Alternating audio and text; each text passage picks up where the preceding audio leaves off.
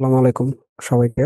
আজকে সেশনে আমরা দেখব কিভাবে আমরা ক্লড কার্সর এবং আদার এআই টুলস দিয়ে আমাদের ওয়ার্কফ্লোটাকে বেটার করতে পারি, ওয়ার্কফ্লো এর প্রোডাক্টিভিটিটাকে ইমপ্রুভ করতে পারি। সাথে আছে আমি জাহিদুল ইসলাম তাওরাত, জুনিয়র সফটওয়্যার ইঞ্জিনিয়ার রকমারি.কম। তো সবার প্রথমে আমরা দেখব কিভাবে আমাদের ডেভেলপমেন্ট ওয়ার্কফ্লোটাকে আমরা এআই দিয়ে ইমপ্রুভ করতে পারি। তো সবার প্রথমে আমরা দেখব ক্লড কোড। ক্লড কোডের যে এক্সটেনশনটা পাওয়া যায়, তো আমরা সবাই জানি ক্লড কোডটা হচ্ছে যে সিএলআই টুল, তো এটা কমান্ড লাইনে ইউজ করতে হয়। কিন্তু আমরা যদি এক্সটেনশনটা ইউজ করে ইন্টেলিজে বা ভিএস কোডে ইউজ করতে পারি তাহলে আরো বেটার ভাবে কাজ করা যায়। তো ইন্টেলিজে কেন ইউজ করবো? আমরা স্প্রিং বোর্ডে যেহেতু কাজ করি, আমাদেরকে মোস্ট অফ দ্য টাইম ইন্টেলিজে আইডিয়াতে কাজ করতে হয়। তো সেজন্য আমরা ইন্টেলিজে আইডিয়াটা দেখব।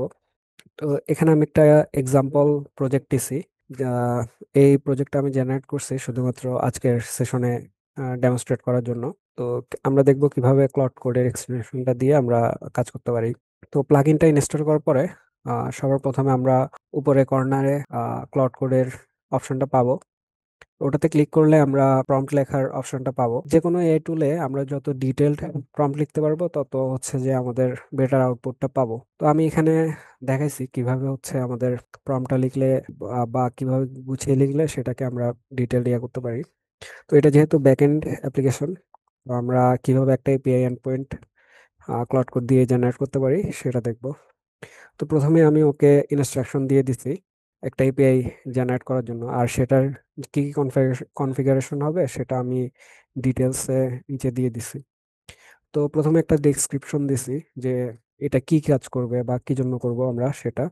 এরপরে মেথড দিয়ে দিচ্ছি, সেটা গেট পোস্ট বা অন্য কোনো মেথড হলে সেটা।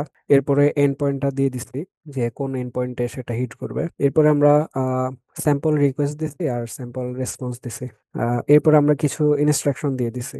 এখন এমন হতে পারে যে আমার এন্ড পয়েন্টটা লাগবে, সেটার জন্য হচ্ছে যে বিভিন্ন ফাইল ওকে রিড করতে হতে পারে। এখন বিভিন্ন ফাইল থেকে বিভিন্ন কোড রিড করে, তারপর বিভিন্ন ফাংশন রিড করে সেগুলো রিইউজ করে বা সেগুলোকে ইউটিলাইজ করে ও হচ্ছে যে একটা নতুন এন্ডপয়েন্ট বানাবে। সেটার জন্য আমরা ওকে মেনশন করে দিব কোন কোন ফাইলগুলো বা কোন কোন ফোল্ডারের ফাইলগুলো ওকে রিড করতে হবে, কোন কোন ফাংশনটা হচ্ছে ওকে জানা লাগবে। যেগুলো জানলে হচ্ছে ও এই এন্ডপয়েন্টটা বানাতে পারবে, অথবা নিজে থেকে কিছু যদি জেনারেট করা লাগে সেটাও আমরা প্রম্পটে লিখে দিতে পারি। তো যত ডিটেলড প্রম্পট হবে তত আমার বেটার আউটপুট হবে। তো এখানে হচ্ছে আমি আরেকটু ভালোভাবে দেখাইছি যে প্রম্পটটা কিভাবে লিখছে। তো এখানে ডেসক্রিপশনে আমরা আরো গুছিয়ে লিখবো আরো বেটার আউটপুট পাওয়ার জন্য। এটা যেহেতু ডেমো প্রজেক্ট সেজন্য আমি শর্টে লিখছি। আর ইনস্ট্রাকশনে ওকে প্রপারলি বলে দিতে হবে যে ও কি কি কি কাজ করবে। আর যদি আমরা স্টেপ বাই স্টেপ বলে দিই তাহলে ও সেভাবে করবে। তো এটা তো গেল ক্লডের কিভাবে প্রম্পটটা ডিটেল লিখবো সেটা। এরপরে এরপরে যখন প্রম্পট লিখে আমি এখানে এন্টার দিব, এরপরে ও হচ্ছে নিজে থেকে কোড জেনারেট করা শুরু করবে। কোড যখন জেনারেট করবে এখানে আমাকে অপশন দিবে যে আমি কোন কোডটা নিতে চাই, কোনটা নিতে চাই না। তো সেভাবে আমি জাস্ট অ্যাপ্লাই অথবা রিজেক্ট দিতে পারি। আমি সিএলআই থেকে করতে পারি, অথবা হচ্ছে আমার আইডি থেকে দেখে ডিসাইড করতে পারি যে কোন কোন জিনিসটা আমার লাগবে, কোন জিনিসটা লাগবে না। যদি দেখি ঠিকঠাক আমার যে কাজটা করার দরকার ছিল সেটাও করতে পারছে, তাহলে আমরা অ্যাকসেপ্ট করব, অথবা অথবা আমরা রিজেক্ট করে দিয়ে আমাদের নিজের মতো করে করতে পারবো। যতটুকু লাগে আমরা ততটুকু নিতে পারি।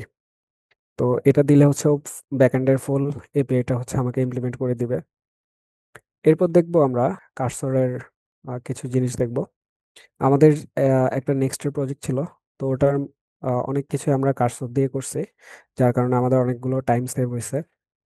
তো আমরা ফ্রন্ট এন্ডের অনেক কিছু কার্সর দিয়ে করছি। তো এমন হইতে পারে যে আমাদের একটা এপিআই বানানো হয়েছে, আমি একটু আগে যেভাবে দেখালাম। আমার একটা এপিআই জেনারেট করা হয়েছে, এখন সেটা ফ্রন্ট এন্ডের সাথে ইন্টিগ্রেট করা লাগবে। এখন আমাদের যে নেক্সট প্রজেক্টটা ছিল সেখানে অনেক কম্পোনেন্ট বানানো ছিল। তো যেগুলা ইউজ করে ও হচ্ছে যে নতুন একটা কম্পোনেন্ট বানাবে, বা যেগুলা ইউজ করে ও হচ্ছে যে একটা নতুন পেজ বানাবে। তো এখানে এখানে আমি ফুল প্রম্পটটা দেখানো সম্ভব হচ্ছে না, তাই ছোট করে দেখাইছে। তো এখানে হচ্ছে আমি প্রথমে ওকে কোন এন্ড পয়েন্টে হিট করবে সেটা বলে দিছি, এবং আহ, সেটার রেসপন্স কেমন হবে, যদি সেটা পোস্ট পোস্ট মেথড হয় তাহলে সেটার রিকোয়েস্ট কেমন হবে সেগুলো সব বলে দিব ওকে।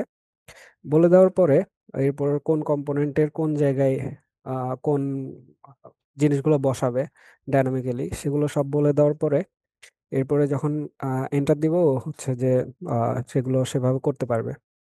তো কার্সরেও সেম, আমরা নিজে থেকে ডিসাইড করতে পারবো যে কোন জিনিসটা আমাদের লাগবে কোন জিনিসটা লাগবে না।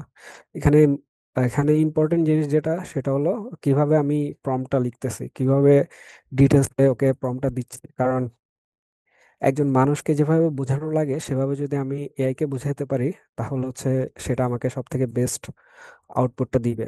আচ্ছা, এরপরে দেখবো আমরা বিভিন্ন জিনিস কিভাবে কার্সর দিয়ে হ্যান্ডেল করতে পারি, যেমন কোড রিভিউ। কোড রিভিউর জন্য আমি একটা রুলস ফাইল লিখছি। এখন রুলস ফাইলস কি, কার্সরে বিভিন্ন রুল ডিফাইন করে দেওয়া যায়।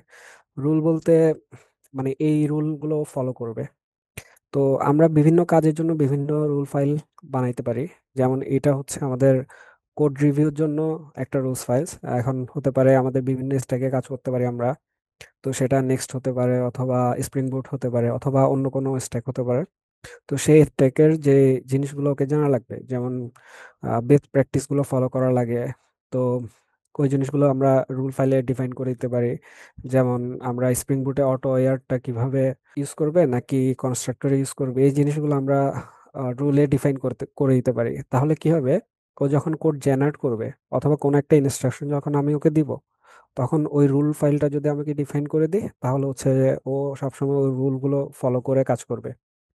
তো কোড রিভিউর জন্য আমি এখানে ওকে বিভিন্ন ইনস্ট্রাকশন দিয়ে দিছি, কনসিস্টেন্সি, রিডেবিলিটি এই জিনিসগুলো ফলো করবে। আর হচ্ছে কমেন্ট ডকুমেন্টেশন এই যে এই জিনিসগুলো ও কিভাবে ফলো করবে সেই জিনিসগুলো দিয়ে দিছি। এছাড়াও এখানে আরো রুল ডিফাইন করা আছে, সেগুলো সবগুলো দেখানো সম্ভব হচ্ছে না। তো এখানে আরো অনেক ডিটেলসে লেখা আছে কিভাবে ও সবকিছু ফলো করবে। তারপর রুল ফাইলটা যখন বানানো শেষ হবে আমি ওকে প্রম্পটটা কিভাবে দিব সেটা হলো, আমি ওকে বললাম আমার লাস্ট যে এডিটেড কোডগুলো আছে সেগুলো রিভিউ করার দরকার। এরপর হচ্ছে যে আমি ওকে বলে দিলাম যে আমার যে রুল ফাইলটা আছে সেটা ফলো করার জন্য, কোড রিভিউর জন্য। তো এটা বলে দেওয়ার পরে ও হচ্ছে পুরা আমার যা লাস্ট যেসব এডিটেড কোড আছে ওগুলো সব রিড করবে এবং সেগুলো রিভিউ করবে। এখন দেখলাম আমরা রিভিউ করার পরে ও আমাকে কিছু ফিডব্যাক দিয়েছে, যেমন লাইন 70-তে, লাইন 71, 46। তো এইসব জায়গায় লাইন ইন্ডিকেট করে ও আমাকে বলে দিছে যে কোন জায়গায় কি কি ইমপ্রুভ করা যেতে পারে অথবা কোনো সাজেশন থাকলে সেগুলো আমাকে দিল। এরপর আমি ডিসাইড করতে পারবো যে আমার এই জিনিসগুলো কি লাগবে কি লাগবে না, অথবা আমি সাজেশনগুলো দেখে ডিসাইড করতে পারি যে আমার এটাকে আর কিভাবে ইমপ্রুভ করা যায়। এরপর দেখবো আমরা কার্সরে মেমোরিজ একটা অপশন আছে। তো মেমোরিজটা কি, মেমোরিজটা হলো কার্সর বিভিন্ন সময় অনেক ভুল করতে পারে, এটা যেহেতু এআই। তো আমরা তো ওকে বিভিন্ন ইনস্ট্রাকশন দিই। এখন ও হচ্ছে যে ওর ভুলগুলো থেকে শিখতে পারে, অথবা এমন হতে পারে যে ওর কোনো কিছু কনটেক্সটে ধরে রাখা দরকার, অথবা পরবর্তী প্রম্পটে বা আমি যে ওর সাথে চ্যাট করতেছি ওই কনভারসেশনে ওই জিনিসগুলো মনে রাখা দরকার। তাহলে হচ্ছে ও জিনিসগুলো মেমোরিতে সেভ রাখে।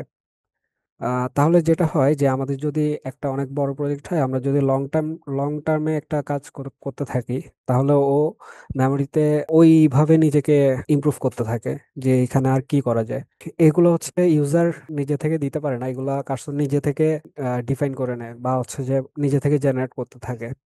যদি অনেক বড় প্রজেক্ট হয় তাহলে হচ্ছে আমরা এগুলোকে ইমপ্রুভ করতে পারি। এরপর দেখবো আমরা এমসিপি সার্ভার। আমরা বিভিন্ন এমসিপি সার্ভার ইউজ করতে পারি আমাদের যে ক্লাউড আছে অথবা কার্সর আছে তার মধ্যে। তো এখানে আমি আমার পার্সোনাল কাজের জন্য কিছু ইউজ করি।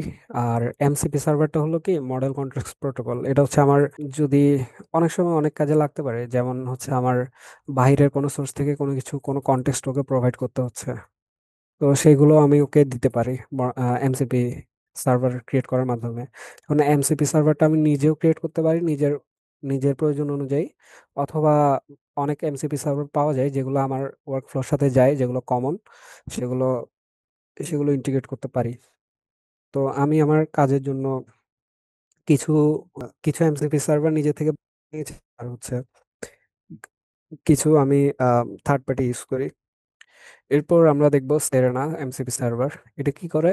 আমার যদি কোনো এলএলএম থাকে কিন্তু সেটাতে কোনো এজেন্টিক ফিচার না থাকে, তাহলে হচ্ছে আমি সেটাকে এজেন্টিক ফিচার দিতে পারি সেরেনা ইউজ করার মাধ্যমে। এখন অনেক ইউজ কেস হতে পারে, আমার কাছে এলএলএমটা আছে কিন্তু আমার এজেন্টিক ফিচার লাগবে, তাহলে আমরা সেরেনা এমসিপি সার্ভার কানেক্ট করলে ও হচ্ছে যে ওর কাছে বিভিন্ন টুল আছে, যেগুলো ফাইন্ড সিম্বল, তারপর ব্যাশ স্ক্রিপ্ট রান করার মতো, তারপর কোনো কিছু ইনসার্ট করা, এই জিনিসগুলো হচ্ছে যে এরকম কমন অনেকগুলো টুল হচ্ছে যে ওর কাছে আছে। তো আমি যদি এলএলএম এ সেটাকে ইন্টিগ্রেট করি, তাহলে ও ওই টুলগুলো ইউজ করে এজেন্টিক কাজগুলো করতে পারবে। আচ্ছা, আর হচ্ছে সেরেনাতে টোকেন খরচটাও কমায়, তো সেই দিক থেকে আমরা অনেক বেনিফিট পাই। এরপর লাস্টলি আমরা দেখব আহ, এই যে এমসিপি সার্ভার থার্ড পার্টি যেগুলো, এগুলো খোঁজার জন্য অনেক ওয়েবসাইট আছে। আমি একটা দেখাইছি, এমসিপি মার্কেট। তো এখানে হচ্ছে অনেকগুলো এমসিপি সার্ভার পাওয়া যায়। তো যারা হচ্ছে যে বিভিন্ন কাজের জন্য বিভিন্ন এমসিপি সার্ভার বানাইছে, আমরা ওগুলা চাইলে নিজেদের ওয়ার্কফ্লোতে ইন্টিগ্রেট করতে পারি। এখানে আমরা এক্সপ্লোর করে দেখতে পারি যে কোনটা আমাদের ওয়ার্কফ্লোর জন্য বেস্ট হবে। তো আমরা সেগুলো ট্রাই করে দেখতে পারি, যদি আমাদের কাজে লাগে তাহলে আমরা সেগুলো আমাদের ওয়ার্কফ্লোতে ইন্টিগ্রেট করতে পারি। ধন্যবাদ সবাইকে আমার সাথে থাকার জন্য। আসসালামু আলাইকুম।